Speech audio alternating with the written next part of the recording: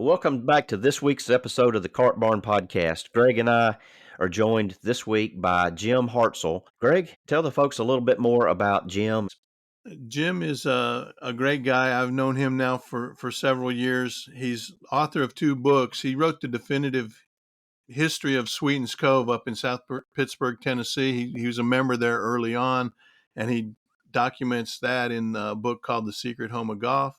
And then he wrote a touching a book called When Revelation Comes, and it was born out of a tragedy in his family, and it talks about a month-long journey to Scotland and the courses he played over there in dealing with grief. And the backstory to that is he'd been going to Scotland since 1994 with his father, and how Scotland has become a second home to him, and the golf over there is outstanding. And it's a great book. They're both great books to read. If you've ever played Sweetens Cove up in South Pittsburgh, a little 9-holer that has got this worldwide recognition. It's almost taken on a mythological place where people come from all over the world to play golf. And when Revelation comes, you'll cry. You'll want to jump on a plane and go play golf in Scotland, and you'll want to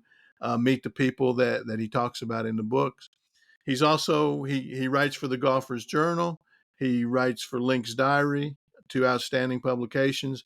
He's an architect. He I think he helped a little bit on Alabama's new facility in the architectural side. So it's just going to be an interesting conversation with Jim Hartsell, who lives, ironically, in Hartsell, Alabama. Yeah, let's get into this week's episode with Jim Hartsell. And welcome back to the Cart Barn Podcast. Today, we're joined by Jim Hartsell. Jim is a resident of Alabama, Morgan County, and an avid golfer. Jim, welcome to the podcast. Thank you, Chris and Gregg. Good to see both of you. Chris, I saw you a good bit 40-something years ago. And Gregg, I've read your stuff a lot over the years, and I always appreciated your coverage of high school golf, especially. Honestly, I don't know how many people I told. Gregg really loves high school golf, which is something I love. And you were the best as far as trying to cover it and doing it justice. So anyway, it's good when I saw you guys were starting to do this, I was happy to see it and happy to be here. So we appreciate you. Thank you. Yeah, very kind. I don't know that I can hold a candle to your writing. Author of 2 books, and then you're in Golfer Journal and Link's Diary. Seems like every time I get an issue, and that writing is special. I mean, and for people who haven't seen those publications, the Golfer's Journal and the Link's Diary, those are the best golf publications going, without a doubt. The photography is spectacular. The stories, I don't know how they come up with all these stories for the issues, because they're so unique. And it's great to be able to talk to you and talk to you about your books and your podcast, the Duffer's Literary Companion, which is great. So welcome, and we'll just kind of dive in. Jim, you're an architect, you're a writer, golfer. What have I missed? Well, I'm an Alabama football fan. That's probably the last thing you could add in. I mean, and basketball fan. Have been my entire life. Even though I went to Mississippi State, y'all know this, when you're brought up as a child as a fan of Alabama or Auburn or whatever, that you don't switch from that. That's right. So that would probably be the one thing I would add to it. And a dad, that's been a big part of my life. But yeah, that I would add that to it, Gregg. Was your introduction really to writing the book about Sweetens Cove, the secret home of golf, or had you been dabbling in it a little bit before? I had been dabbling in it before that. I started writing a series for No Laying Up, who've been great to me, and really, ever since I met those guys, they've been great to me. We hit it off, and I wrote a series about Scotland for their website. That was probably the first thing. I had started sending stories around to different publications honestly, with little or mostly no response. Started writing that for them. And then I decided to start writing that book about Sweetens, and I got involved with the Lynx Diary, and it all just started taking off from there. And people started reading some of it, and people that had read some of the no laying up stuff, that really helped me, to be honest. I mean, that was my first, I guess, big break as far as, getting something in the golf world out there. Mm-hmm.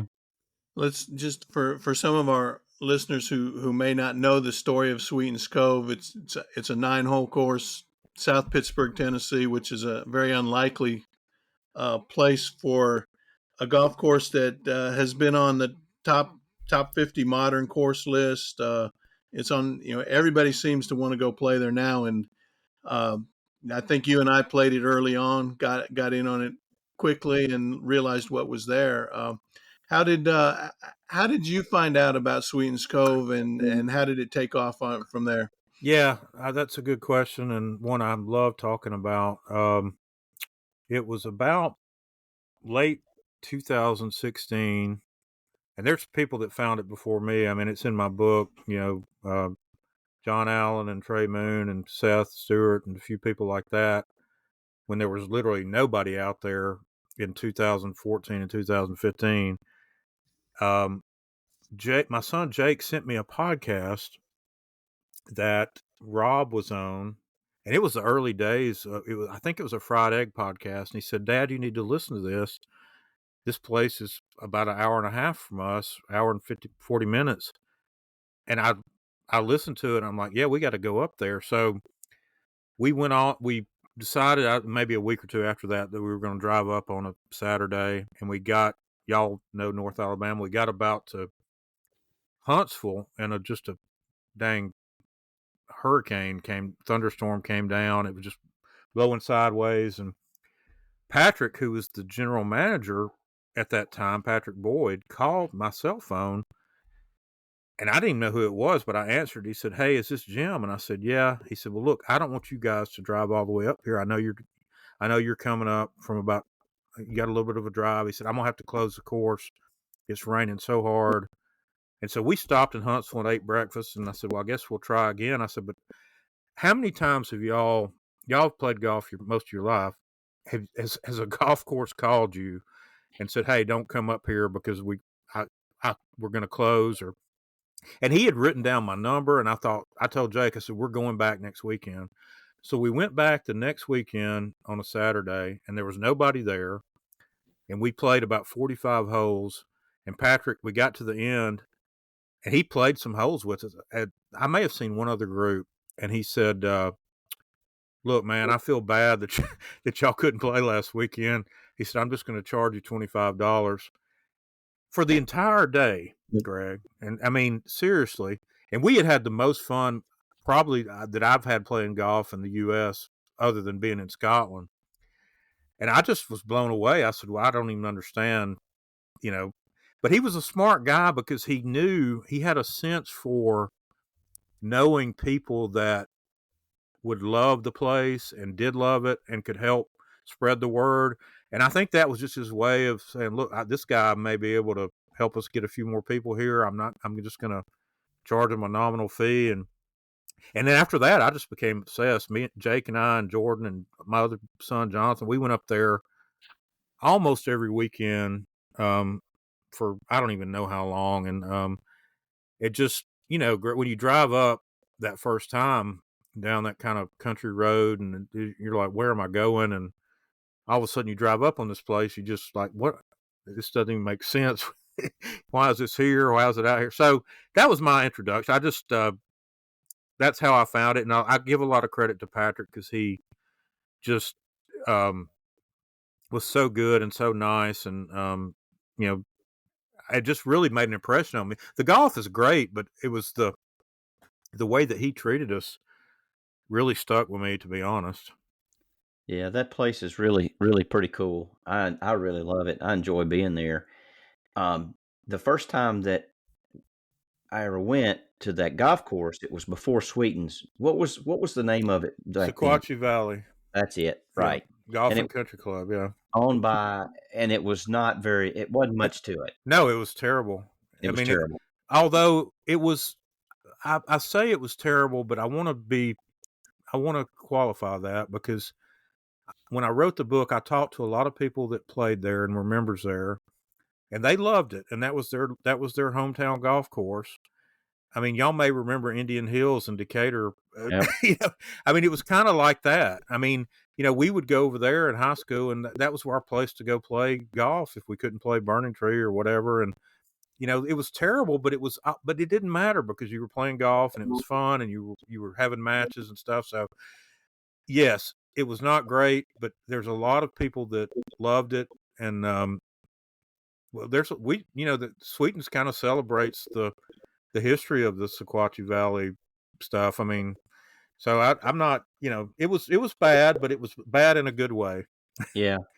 Well, like I said, I had already been there, and so after Sweetens, before I really knew everything about what had happened, someone was telling me about it, and I'm like, I've been there. Yeah. It's not, but so guys that are listening, if you've never played Sweetens Cove, you owe it to yourself, especially though, well, no matter what part of the state you're in, but it's a great place to go. It's something different. It's something you're not gonna see everywhere, but it's really cool.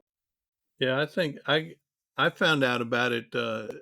New York Times article. Dylan Dethier kind of put it on the map, I guess you could say, nationally with his article. And I drove over. I called a friend, kind of like Jim. I'm like, I've never heard of this place. Here's a story. Let's go play. And again, we were the only car in the parking lot. Patrick's sitting out on front of the shed overlooking.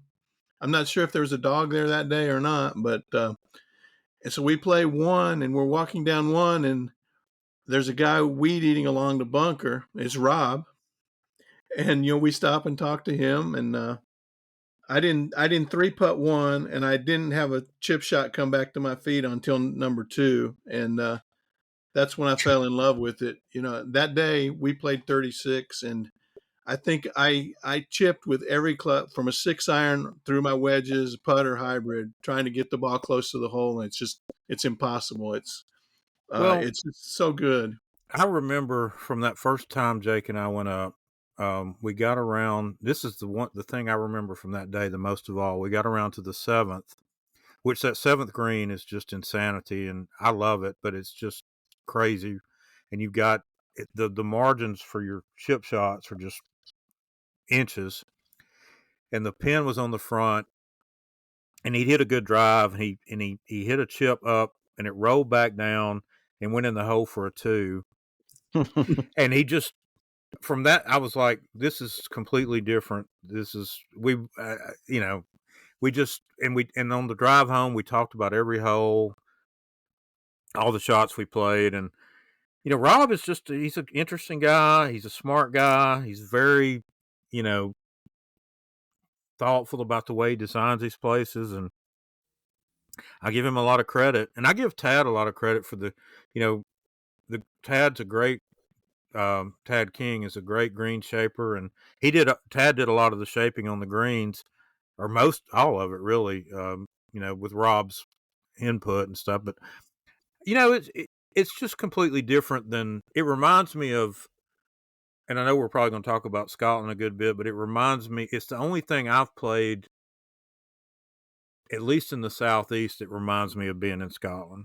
And I know it's not by the ocean or whatever, but when you play it, when it's dried out and the ball's running out, you can play so many different shots, and it's so much fun. And, I still love going up there, and, I played up there a few weeks ago in a tournament and had a blast. And, so I just, I can't wait until they expand it a little bit, and I can go up there and spend a whole day again. So. Yeah. When I take people, or we're going up there for the first time, I tell them, look, you're not going up there to shoot a score, because it's just, you just have to recognize what it is, the shots you're going to face, and everybody's fine with it. And I've had a couple people who've played it, and didn't like it because Yeah. of that. So it's kind of a love-hate. You're either going to love that kind of golf and embrace it, or you're not. That's Listen, true. it's hard. I mean, for normal golfers, handicap golfers, it's tough. But when you do pull off the shot, the 3 or 4 times I pulled off some crazy shot up there a few weeks ago, it's worth the whole thing to me. I agree with you. I mean, we usually just play match play when we're out there, unless it's a tournament. And, you can't worry about, you're going to have some bad holes because you're going to get on number 3 and the ball's going to come back to your feet 4 or 5 times. You're going to be like, what am I doing? But you just got to laugh it off. And if you do happen to hit the shot, you've hit I will say this: every shot can be played, but you've got to hit a good shot, and that's just, if you don't, it's just gone. So that's all I can say about it. As you were referring to it, reminding you a lot of golf in Scotland, but not by the ocean. There's several holes and you're in the mountains of Tennessee, and it's really pretty, especially this time of year, leaves changing, whatever. But there's some holes that remind me of Bandon Dunes, and there's a few holes that remind me of Pine Valley, and then there's a couple of holes that remind me of what are the cartoons that used to be in Golf Digest, those crazy holes. Oh yeah. Oh yeah. There's a few holes that remind me of that. Well, Pine Valley's a good mention, Chris, because Rob loves Pine Valley. He's played there a good bit, and I think I've always thought that Pine Valley was a good comparison to it.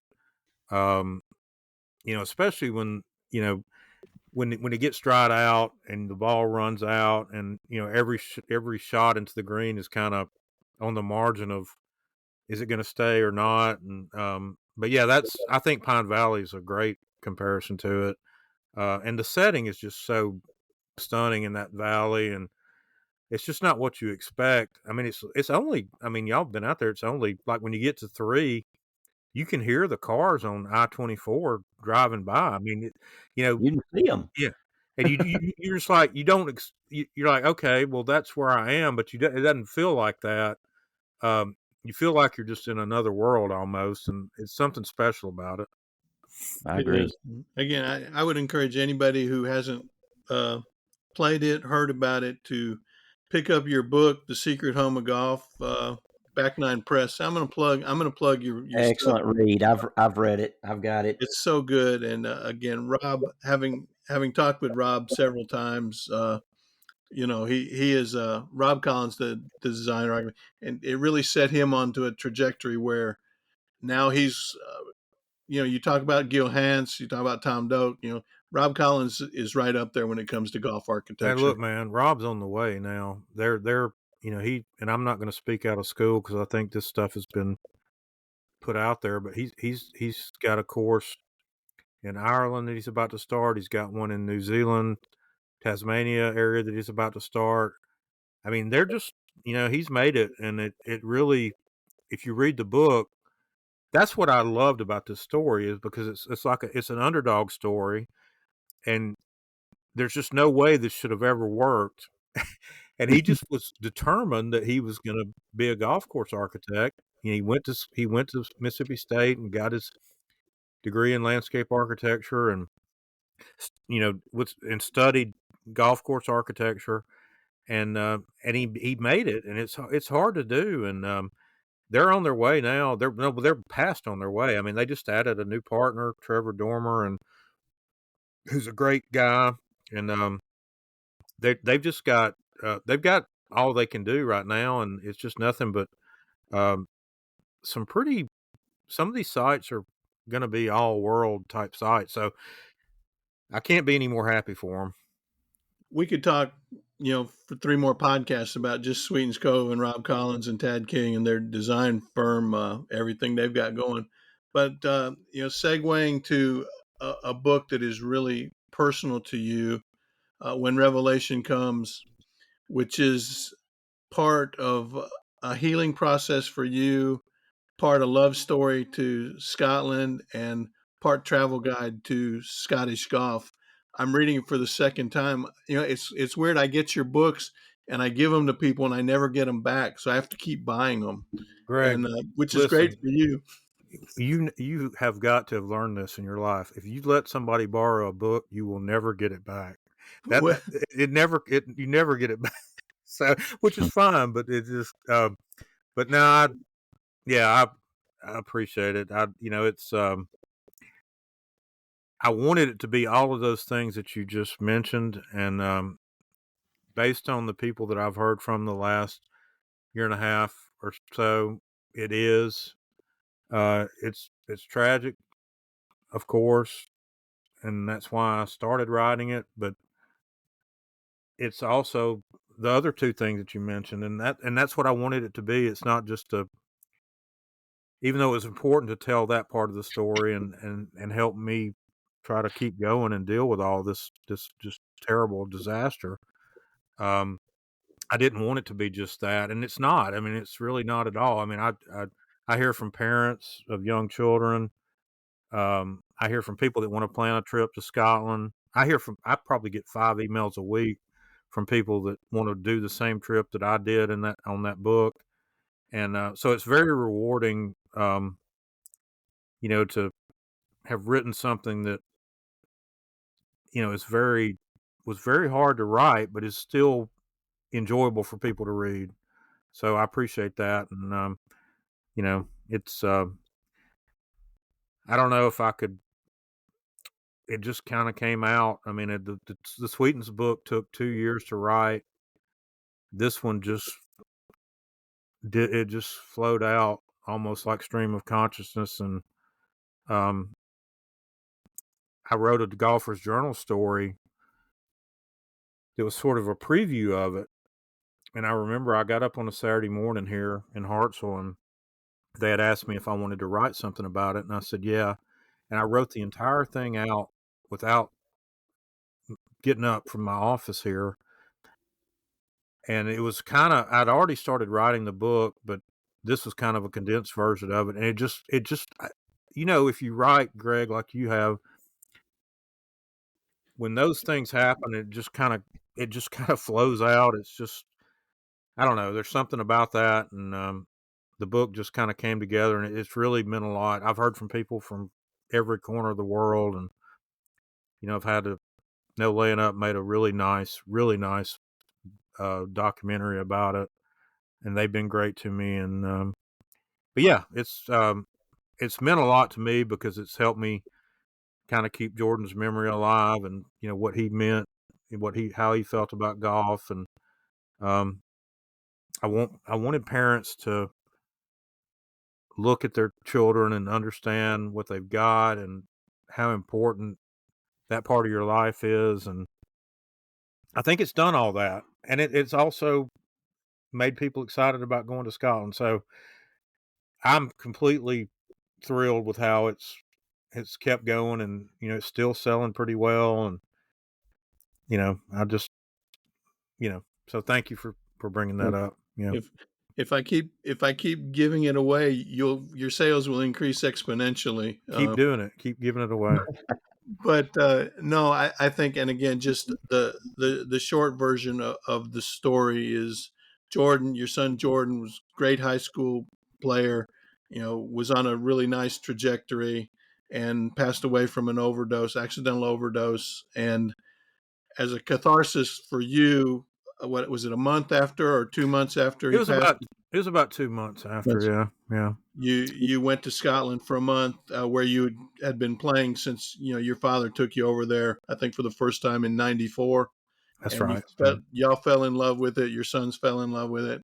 And the story is, again, it's part travel guide. You talk about where you've been, the people of Scotland who embraced you, and you didn't know a lot of them before you went, did you? You just met them along the way. I met most of them along the way. I knew Robbie Wilson ahead of time. Robbie, actually, I give him more credit than anybody. He's a dear, dear friend of mine, and I'm going to get emotional here, but he was the one. After this happened, I sent him a message and I said, Robbie, I don't want you to see about this on Twitter or Instagram or whatever. I said, I told him what happened. And then a few weeks later, I sent him a message. I said, I've got to do something or I'm just going to lose my mind. I couldn't work. I couldn't get out of bed. And, I've always been the happiest in Scotland. I love the place. And I said, do you mind if I come over and stay with you for a bit? Because he's got a house not too far from my favorite places of Dunaverty and Machrihanish and whatnot in Kintyre. And he said, Jim, you can stay as long as you like. Come over. I'll take off work. We'll go around. We'll play golf. We'll do whatever you want to do. And he did that for me. And I stayed at his house and we'd cook at night and we'd sit and watch golf on TV. And it just got me away from everything. And I got to give my family a lot of credit. They were suffering as much as me. And we all have to deal with these things. However, there's no set plan for it. That was my way of trying to keep going. And I give him a ton of credit for helping me. And we probably send each other messages once a day at least, if not more. And I'm going to go back and see him in April. And, yes, he was the main one that I knew. I had a couple other friends, but I met the rest of the people in the book had seen. It was interesting, Greg. They had seen some stuff on Twitter, and like Greg McRae from Aaron, who's become a really, really good friend. He just showed up. I was sitting eating one night on the Isle of Arran, and he just walked up with his golf bag and said, Jim, I saw you were here. And he sat down and talked to me, and for a couple of hours we become friends. And so that kind of stuff, I just, and I say it in the book a lot, the people of that country have an empathy, and it's kind of a sub theme of my book. They have an empathy that is, I think, brought about by their history, which is kind of not great. And they just have an empathy for people and suffering that a lot of people don't. So that's a big part of the book is how people help me, whether they meant to or not, help me kind of get through that first few months. It really is. It's an amazing book from the prologue. And two things I did want to mention: you got Michael Bamberger to write the foreword, and then you got Wright Thompson, who I think a lot of people say is the greatest writer out there going right now. But the thing is, he kept it under like 20,000 words. His epilogue or whatever, Yeah, to have those two guys, this being in the writing business yourself. Bamberger's, as far as I'm concerned, is the greatest living golf writer in the U.S. He was a hero of mine. His book, To the Linksland, in 93, it came out, I think, is what got me I was already obsessed with going over there, but that was what got me I've got to go to these places. I still recommend the book's just been reissued recently. I recommend people to get it. And then Wright Thompson, who is as far as I'm concerned, Wright is one of the best, if not the best writers around. And, he's got this book out now, The Barn, which is a really, really good book. I just finished it. But Wright read the story that was in Golfer's Journal, sort of the condensed version of this book. He read it, and I got a message from him. He said, Jim, this is one of the best things I've read. He said, if you ever need anything, just let me know. I mean, I just got this out of the blue. And a few months later, I said, hey, would you mind writing an afterword for my book I've got? He said, of course. And I sent him a draft of it, and he sent that thing back, which is he's just the best. He's great, man. He's when I think about Wright, I think about great Southern writers like Faulkner, and I know Faulkner's completely different, but the history I'm talking about. He lives in Oxford, and he's just a good guy. And so to have those two guys own it, I can't even think of who that would be. The two that I'd pick that I'd want, and I got them. So, and Michael's been great to me. I still talk to him a good bit, and he still writes. I think he's working on a new book now, and he's just a really not. He's a great writer, and he loves the same sort of area that I do, like Machrihanish, Denaverty, and um, that To the Linksland book is really a lot about that area, which is what drew me there to begin with. So, yeah, those two guys have been great to me. And again, it's an amazing book, and I think when I met up with you down at the PGA show, and we talked about similar topics for a story about the book, I mentioned to you that I wanted to go jump on a plane and go play these places, and I think anybody who gets, you don't have to be involved in the story behind the story of how the book got written. I mean, you can read that, and it's a travel guide to playing golf in Scotland, and it's got me wanting to go play the 9-holers with honesty boxes. And that's what I love. That's what I love the most. I mean, I've played all the great ones, and I do not. People should go and play those every time. I've got a story about the old course in the New Links Diary, which is one of my favorite stories I've written from when I was over there this past summer. But I love those 9-hole small places, the honesty box places. And some of them are 18, but a lot of them are 9. And it's almost like this is maybe, I don't know if it's a fair comparison, but there's like 150 Sweetens Coves in Scotland. That's they're everywhere. I mean, Gairloch and Try and Carradale, and these places are just ridiculous. I mean, I took Tron Carter of NL No Laying Up to Carradale, and he was like, I can't believe this place. It's a 9-hole course in the middle of nowhere, and he was just like, his eyes were just this big around the whole time. And we got done. He said, this is the most fun I've ever had playing golf. And I said, yeah. And Greg, I think it was for 9 holes, it was 10 pounds or 15 pounds. And, nobody was out there. And so I do not, I encourage people to go because I think it's the best golf in the world. And if you're only going once, make sure you play Carnoustie and St. Andrews and, these Turnberry, these places, now Turnberry's a lot of money, but, places you can get on. But if you want the real experience, go to some of these places that are still like Denaverty and Gairloch and Try, and just, I can't describe it. Oh, I've described it in the book, I think, pretty well, but it's like 150 Sweetens Coves on the ocean, it's just pure fun. So, there's no country in the world that has, I think Scotland's the size of South Carolina, if I'm remembering this right, and they've got about 540 golf courses. That's ridiculous. You'll be driving around over there, y'all, and I've done this a lot over the years. You'll be driving through this little town.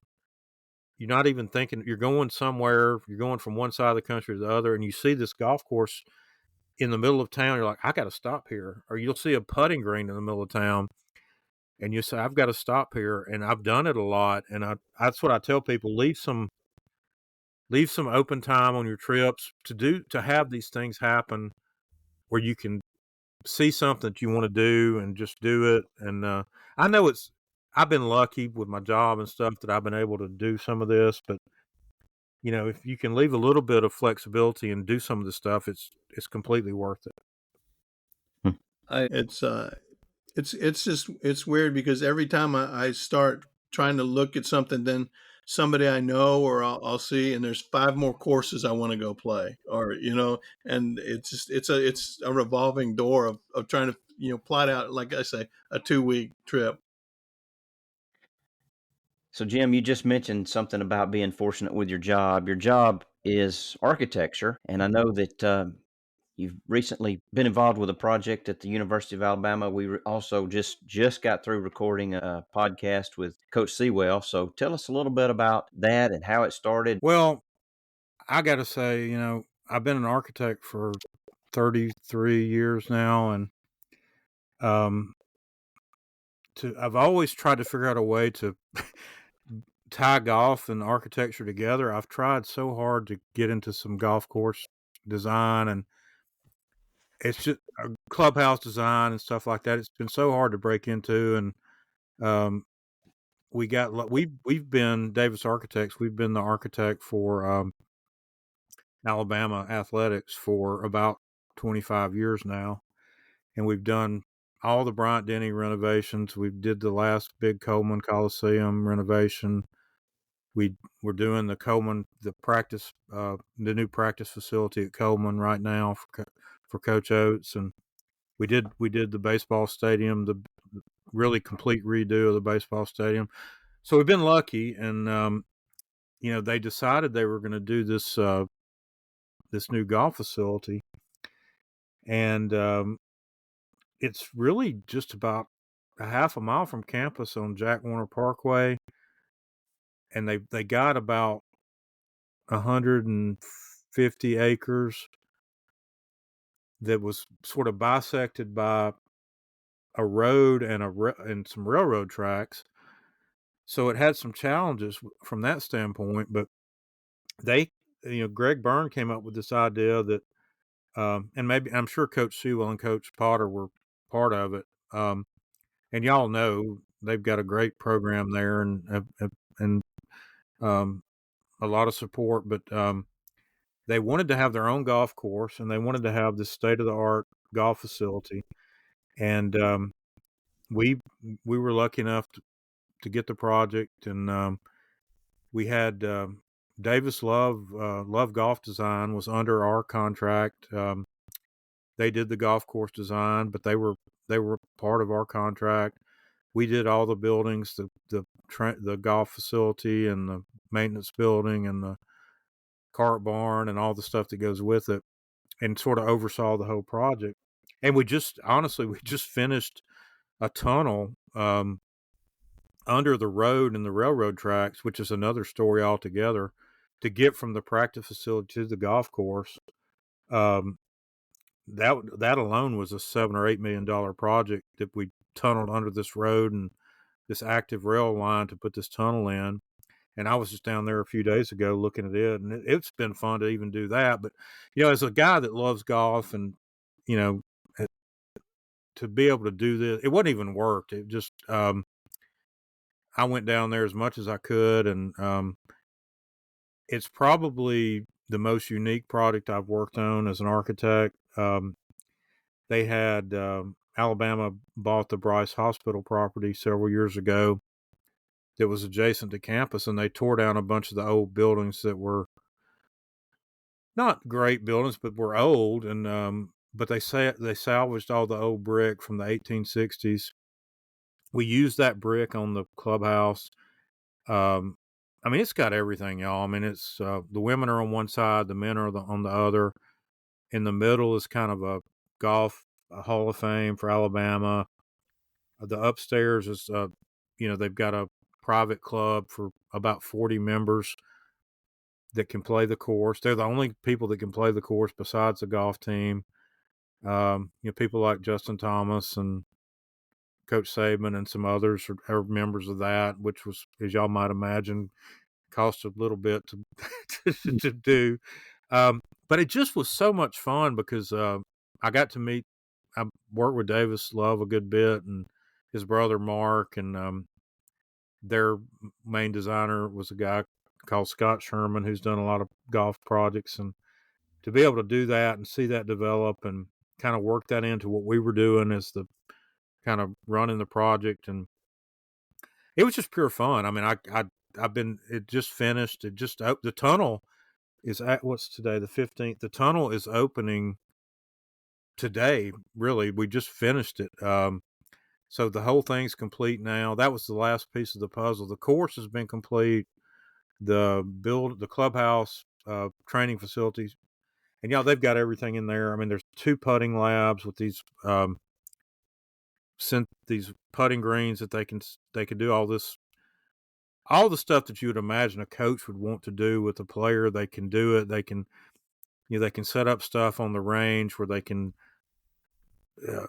set up these, like, it's to have worked on it is just pure fun. And it's a beautiful building. And the golf course is great. I've walked it. I've not played it. Only the golf teams played it at this point, but Davis Love and Scott, they did a really nice job. The site is incredible. It's 9 holes, but they've got it set up where really you can do a lot of different stuff. You can do some cross country stuff. The practice facilities, just there's a bent green and a Bermuda green, and the range is incredible. And I don't know, just being an Alabama fan and being able to work on that, and for the last 2 years has just been pure fun. I'm going to miss it, honestly. I drive a lot for that part of my life for architecture, but driving down to Tuscaloosa every week or so was just pure fun. And so we've been lucky. I mean, it's really, I know there's a lot of good facilities out there, but this thing has everything. And I know it's already helped their recruiting as if they needed it, but they're signing. I saw they signed a girl from Scotland today from North Berwick, and I ran into a girl down there, and I'm not, I don't mean that derogatory. I mean, she was a young girl that just signed there, and we were down there looking at it when we were trying to finish up, and she said, "I can't believe this place. This is incredible." I mean, they've got, they got weight rooms, they got places for the kids to study.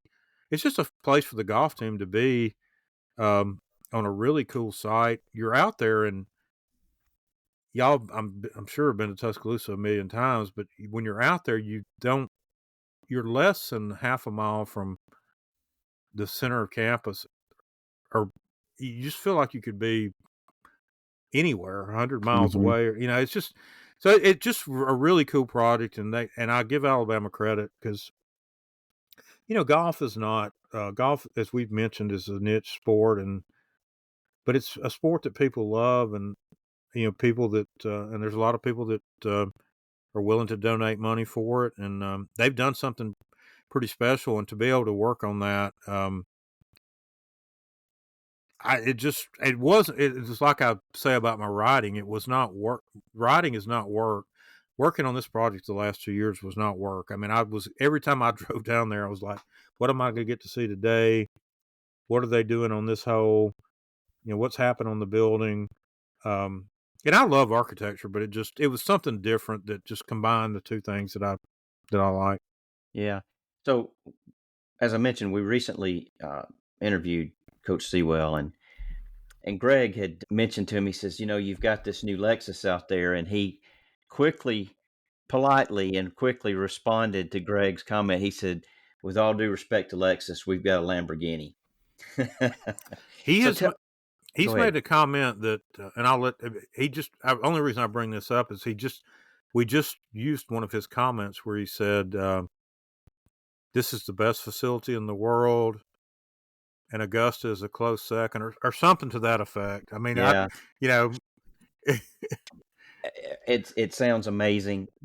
Does that facility, I mean, because now that's out there, so now somebody, Tennessee, LSU, Texas A&M, Texas, somebody's going to want that facility. So is this going to open up new doors for y'all? I hope so. Honestly, it's funny you mentioned that. We just turned in a proposal to renovate and expand Florida State's golf facility. In fact, we just turned it in a week ago. I hope so, because it's fun. I love doing it. I've tried to, Rob Collins, who we mentioned earlier, has tried very hard to help get me involved in some of his projects. And developers are unusual, and it's none of that's quite worked out. But this one has opened some doors, and yeah, the Florida State thing is really cool. They've got a project. They've got a course themselves, I think, that Nicholas designed, and they're looking to completely redo their facility, around the course, and so hopefully it will. I mean, it'd be a dream for me, and to be able to work on stuff like that. Yeah. Well, if you don't mind, just step back and talk a little bit about working with Davis Love and his brother Mark and on that project. And I found I've been lucky to meet a lot of people in golf the last 10 years. Um, a lot of people. And I didn't know, y'all know when you meet people that are well known and in the public eye, sometimes it doesn't come across the way that maybe they're not the way that you think they're going to be. I think Davis Love is one of the most genuine people that I've ever met. He's one of the nicest guys I've ever met. Um, he's very sincere about trying to do a nice golf course, and he's just a nice man. And that's the way he always came across to me. But like I said, sometimes when you meet people in person, their public persona is different than their private. that's He true. is not. I think I'm a huge fan of. I was a fan of his anyway, but he's such a nice gentleman, and he completely just sincere, and what he's just comes across as a nice man. And when they had the grand opening of this thing, the project, it was back toward the end of August, and he came to it, and I talked to him for probably 20 or 30 minutes. But everybody that came up to him, he was just so gracious, and he never felt like he was. I don't know, I'm a huge fan. I was a fan before, but I'm more of a fan now. And his brother Mark is kind of the business guy for the company, and I think he used to caddy for Davis. And Mark's great. Right. I've talked to him a lot, and Scott, that does a lot of their on the ground field work, has done is nice. And I think they really have a good firm, and I think they do really thoughtful courses. And I think people, if you're able to, I don't know how it's ever going to. I know this Alabama thing's pretty private, but I'm sure it'll come out eventually. The different holes and stuff. They've done a really nice job. It's really cool, and so I'm a big proponent of theirs now. And I just Davis has read both of my books, and has said some really nice comments about them to me, and has bought a few copies of them. And he's just a genuine down to earth guy, which is the best thing I can say about people. I mean, somebody that guys won, I don't even know, y'all, 25 tour events and what have you, and just is happy to talk to you about anything. So I'm a big fan of theirs. Well, that's pretty cool. Real quick, I wanted to go back on something you said about the golf course, and you said they're able to do some cross country things. Are you talking about being able to kind of play what we call army golf and from one tee to a different hole? Yeah, like That's you do pretty it. cool. Yeah, like you do at Sweetens Cove. I mean, Yeah. just that's one of the great things about Sweetens. I think we've said at one point there was 180 different holes out there. That may be hyperbole, but there's a lot of different holes out there. I've played a bunch of them. And Alabama's is kind of set up like that. There's some different ways to play across from one hole to the other. And y'all have done that. I mean, yes, like you say, Chris, it's you remember when you were a kid and you get to playing and you're like, let's play from one tee to 7 green, or let's play from 3 Mm-hmm. tee. It's just fun. You can do that. And that, I think Sweetens, that's one of the great things that there's some of the holes, some of the cross country holes at Sweetens are just as good as the main holes. And so Alabama wanted to have a little bit of flexibility. They've got some different tees. There's a there is an extra green, and I won't be able to get this exactly right, but one of the holes has an extra green where they can kind of set it up differently. Um, it's a really cool site. I mean, I just for it to be, if you ever get the chance to go out there, you just don't think you're in Tuscaloosa. I mean, I don't. You just feel like you could be in California or North Carolina or anywhere. It's just so I give Alabama a lot of credit for buying this property, and having this vision, which is probably Gregg Byrne and Coach Sewell and Coach Potter. And it's just cool. I mean, it's again, it's I've worked on a lot of stuff. I've worked on a lot of athletic projects for different universities, and this is my favorite project I've worked on in 33 years. So, wow. Coach Sewell said that what he liked really about the course is they would go to some tournaments, and he said, well, we really kind of surprised when we got there about whatever the holes, the conditions. He said that they can get every kind of condition, basically, that they're not going to ever show up at a tournament and be surprised at what they find. That's what they've done, which is really smart. They've set this up where they can simulate a lot of these different kind of shots and conditions, even to the point of having a couple of different types of grass. And it's really smart. I mean, I don't know that anybody's ever, I'm sure maybe somebody's done it, but I'm not aware of it. They've set it up where they can really get the teams ready, women and men, for these different places. I mean, y'all know, you go down to Florida and the greens are completely different than if you go out to California or wherever. And so they've done that. And look, Alabama spent a ton of money doing it. But it's unique, and it gives, and there's also, you can play the shots. Yes, there's so many different shots that you play out there. So they've actually done that, and that was part of their. They brought in, I think, JT and I'm going to blank out, but a few of the other guys. The guy that just won at Pebble Beach, Nick Dunlap. They all came out there and gave a little bit of input, on what kind of shots you need to work on, and Davis Love and Scott, and they were out there, and they just it all kind of worked together, and it's really cool to just to be standing on the side to watch all that. Well, I know you mentioned you'd like to get into the golf course architecture. There's a little 9-holer in Hartsell. I think you could improve if they would give you the opportunity. Which one is that? Is that Quail Creek? Oh, Quail. Well, listen. Look, Gregg. Rob has been out to Quail Creek. I've heard that. Rob could turn Quail Creek into a. I love North Alabama. I think North Alabama is beautiful. I think when you drive to Faultville and that part of going to Eva, it's beautiful. It's mountainous. It's just wonderful. Creeks and mountains and stuff. And the land that Quail Creek is on is wonderful. And Rob has actually been out there, and I tried to the guy that owns it, I've forgotten his name now. Matt Nail. Matt. Yep. I wrote Matt a letter a few years ago when he was talking about this. I said, you need to, if you would do this, I said, you're going to have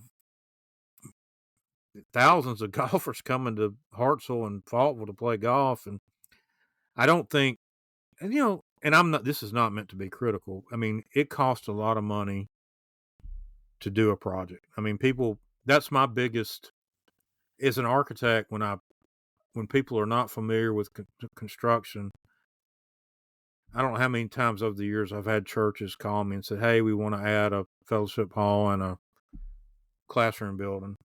And you're like, okay. And you come meet with them and you say, they say, well, how much is this going to cost? And you say, well, $9 million. And they're like, what? I can build a house for $300,000. Construction is expensive, especially commercial construction. And I think, that may have been some sticker shock when Rob said, well, yeah, we can do this and this, but it's going to be $5, $6, $7 million. I think it could be wonderful. I love it. I mean, I've been out there a lot over the years. Just me and the boys go screw around. We want to go hit some golf balls.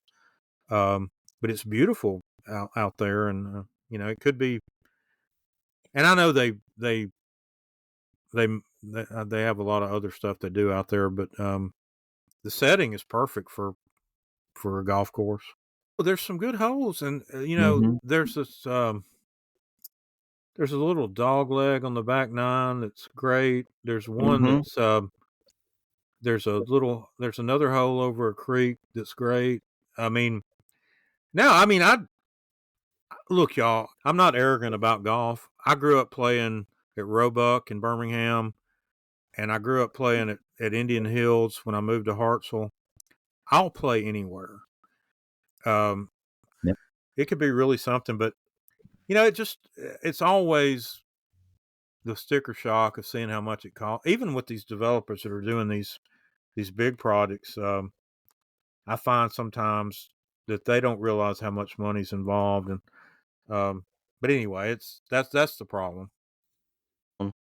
I think what's tragic is, and I live in Florence, Muscle Shoals, and there was a course, Sky Park, when I got to college over here. We called it Augusta on the Hill, but there's not probably a player 50 plus or 45 plus that didn't grow up playing that course at some point and really maybe got their start and then gravitated on to Florence Country Club or Turtle Point. But that's where they got theirs. And those courses are in every town, or were in every town, and now they're houses or shopping centers or whatnot. And that's part of the tragedy of golf these days, is those courses are gone because the land is worth more than the golf course. Yes, y'all will appreciate this.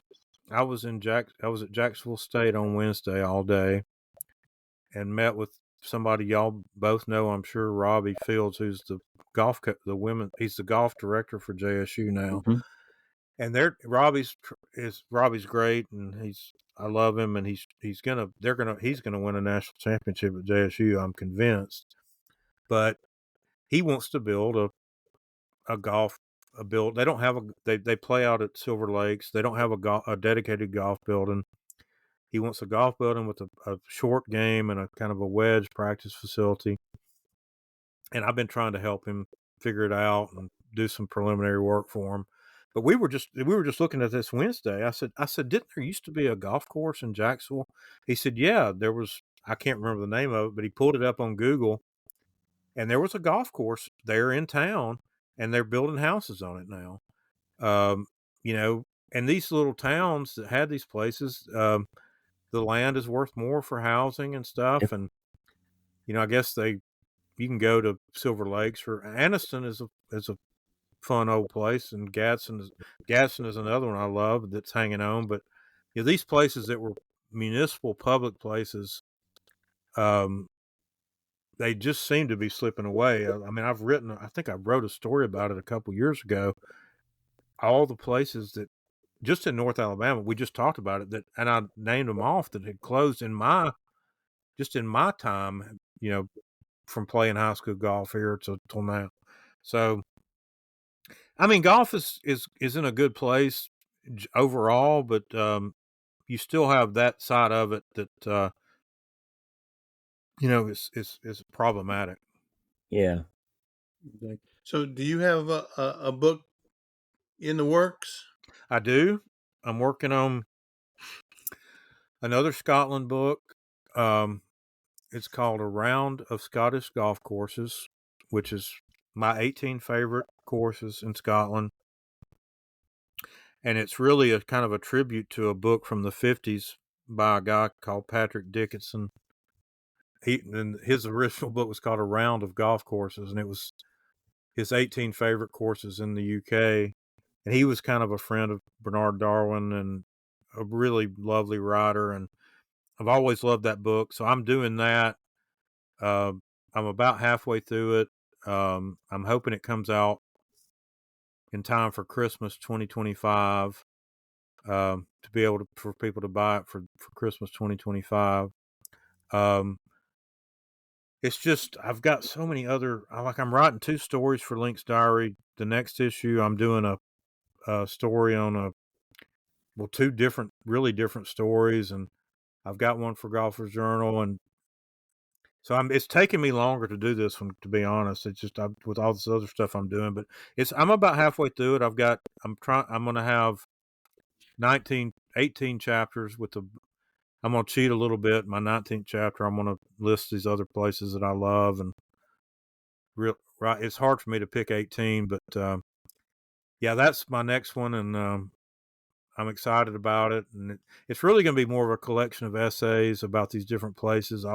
I'll try to tie them all together a little bit, but it's going to be a little bit more like a Darwin collection, or not that I could be mentioned in the same breath as Darwin, but just that type of. I've written so much for these different things, and I'm going to take some of that and modify it. And I've got several new essays, and so it's been fun. In fact, I finished a really good chapter last weekend. I was happy about it, and it's like I said, I just Saturday morning I get up and write until the football game comes on, and hopefully Alabama plays at 2:30 or 6 o'clock, and then Sunday I do the same thing. So it's fun, and it's a great game, and this is kind of the theory behind our podcast that we do. Golf has the best literary. The writing about golf is the best of any sport. Baseball is good. I'd put baseball as second to it, but golf is the best. And you read people like Darwin and Pat Ward-Thomas and Peter Alliss and Peter Doberiner and Herbert Warren Wind and Michael Bamberger. I mean, just people that are just really good writers. I mean, I always tell people, and I'm y'all forgive me for rambling a bit here, but my books are about golf, but golf is kind of the vehicle for the story. I mean, I'm writing about life and the world and people, and golf is such a perfect vehicle for that. It's the best because you meet the best people through golf. I've said this a million times. How many times have y'all been somewhere and you've met somebody at the golf course and you're like, man, that was fun. This guy's a great guy, or we had such a good time. You generally don't meet bad people through golf. You meet fun people, good people. And so that's kind of my, the way I look at it. So, I hope that one comes out. I'm trying to get a draft done by March the 1st, and God willing, I'm going to take a couple of weeks off in December and really, really kind of lock myself in the office here and grind through some of the stuff I've got drafted out. So that's what I'm doing. Yeah, to that point, Jim, you're right. You meet some really great people through golf, but golf also parallels life so well. It's that's well said. Just like in your writing, it's just well said. No, it's a it's a bit of a cliche in a way, but the game is that's what it is. It's a little struggle for about 4 hours. You have triumphs and you have things that go wrong, and what's better than talking to somebody on the golf course for 4 hours or 3.5. It's just you see how people really are, and people come out of their shell, and I wouldn't have traded for anything. I'm lucky that my dad was a huge golfer, still plays. He's 80, and about to be 81 pretty soon. We still play 9. We'll go out to. We were talking about these places, but we'll take him out to that place in Fairview, Coleman area. Chesley Oaks. Chesley Oaks. He loves going out to Chesley Oaks. We'll go to Coleman Municipal. We'll go up to Sweetens every once in a while. Play 9, and to be able to do that with your dad when he's 81 and 80 and his grandchildren is, it's what else you can't do that with football or basketball or baseball. I mean, as much as we love that stuff, that's why golf's a little bit different to me.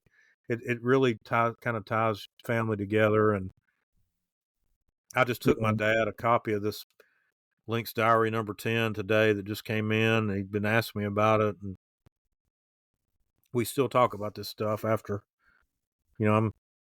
as old as I am, we still talk about this stuff. So, yeah. Well, we've been talking now for about 90 minutes or so. It's flown by, and we really didn't even get into your podcast. well, just real quick, if Yeah. we've had so much fun with this podcast, and we started it about almost 2 years ago now, and it really grew out of a podcast that Stephen and I did with a man called Michael Wolf, who lives in Birmingham. But we were on, and Michael's a big golf book collector and a big USGA guy, and we were on the Trap Draw podcast that the No Laying Up does. And Big Randy for them he'd actually contacted me, and he said, let's do a podcast about your 15 favorite golf, maybe 10 or 15 favorite golf books. And I'm going to get the three of y'all on. And it got such a huge reaction. This has been about 3 years ago. I mean, I must have gotten 500 emails about it. And Stephen, a few weeks after all that calmed down, Stephen said, we ought to do our own podcast. And we kind of kicked it around for a little bit. And we decided we were going to do it. We picked one book. We do it once a month. It's so much work, but we pick one golf book. We kind of analyze it. We have different categories that we talk about. If the author's still alive, we'll try to get the author on. We've had Bamberger on. We had Lord Rubenstein on. We had Tom Morton. We had David Owen, who writes for the New Yorker. Just wonderful people. And the book may be from 1857, or it may be one that came out a few weeks ago. We did a Sevi Ballesteros book that just came out this year with a gentleman from Scotland, one of our last ones. And it's just been pure fun. I mean, we just have a good time. Stephen is a wonderful, intelligent man. He was a newspaper editor for 30 something years. Gregg, you'll appreciate, Baltimore Sun and San Francisco Chronicle.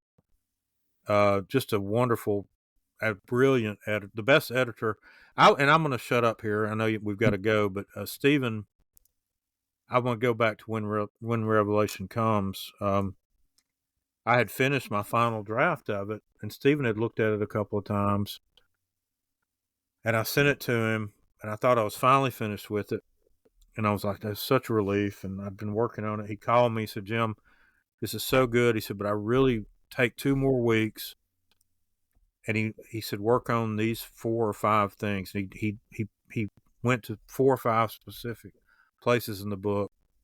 And he said, I know this is going to be hard, but I want you to do this. And he didn't tell me what to write, but he said, I want you to think about this and that. And I did it, and it made the book that much better. And he's been a great friend. And it was really to have met him through this, kind of random thing with No Laying Up, and we've become really good friends. And so we have fun with it. We laugh a lot, and we kind of go off on tangents. But we've got our next book is we're doing an architecture book, which we've never done. One of course, it'll be from the 30s, but then we're going to jump back to more of the present day, and we just kind of try to have a good time with it. And y'all know it just it takes a lot of time to put these things together, but it's fun. It's fun when my favorite thing is when people reach out and say, hey man, I listened to this podcast. I had so much fun driving to work. And that it's not the money for me. It's just the fact that people enjoy it. And so, yeah, thank you for asking. That's the Duffer's Literary Companion on Apple or Spotify. And it's easy to find, and we've had a blast with it. Well, that's great. And again, for folks, your books are terrific. If you want to know, all you want to know about Sweetens Cove is The Secret Home of Golf and Back Nine Press. And When Revelation Comes, I encourage anybody out there to read When Revelation Comes, because it is so good. It's a story about life. Again, a love letter to Scotland, the Scottish people. The golf is amazing. And the way you took a tragedy and personal. I think writing when it's personal is the best writing, and it comes through amazingly. And again, it's available at Back Nine Press also. Is it in Books a Million or are those places, Barnes and Noble? No, you can get it on Amazon. It's in some pro shops. Mostly it's in a bunch of pro shops in the UK, but you can get it on Amazon. We haven't quite been able to get it in Barnes and Noble and that, but it's in the second printing now. It's done great, and it's been featured on CNN, and No Laying Up did that wonderful, really great film they did about it, and it's been reviewed a good bit. I just it's a struggle when you're not Simon and Schuster, and Doubleday. I mean, it's different, but we've got the book out there, and Back Nine has done a wonderful job promoting it, and it made it to the final of the Herbert Warren Wind Award, and so I can't. It's meant a lot to me, and every time somebody sends me I got one yesterday from a guy. I get 5 to 10 a week messages on Instagram or Twitter or Threads or whatever people are doing now, and just, hey, I just finished this. This is great. Thank you. I've got a 5-year-old son, and I just made me think about life. And Gregg, look, y'all, I can't. Based on what happened with this, I can't think of there's nothing good to come out of it, but the best outcome from it is that some people get something positive out of it, and that's allowed me to keep going, and it's made me want to write another book and just do whatever I can to try to be positive with this great game that we've got, and the people that are associated with it. So I've loved doing this with y'all. You're both good guys. Gregg, again, your golf coverage of high school golf was a highlight for me, because I struggled. High school golf is so good, and it's so much fun, and it's so much fun to watch. And I would try to get people like, y'all have got to come cover this. There's 5 of the best teams in the state are playing here. You don't believe how good these guys are. And it's just, I know it's hard, but you always did a wonderful job of it. And, Chris, you'll remember from 40 something, years ago when we played at Point Mallard and all these places. So, it's just, not to digress, but I'm a huge proponent of high school golf. I'm actually writing a story about the one I've got on the back burner about my experiences playing high school golf for 6 years, and Jordan playing for 6 years, and what it meant. And I think it's the greatest. And, people, you make these friends and you meet these people that just last the rest of your lifetime.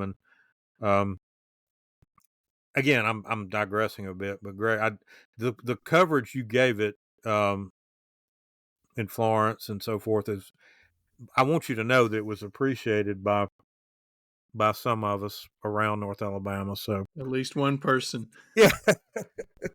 Well, I appreciate it. It's golf's been a passion of mine since I started playing at about age 12, and that's why I gravitate towards it. So I don't know much about football, but I know a little bit about golf. So maybe it came through in my coverage.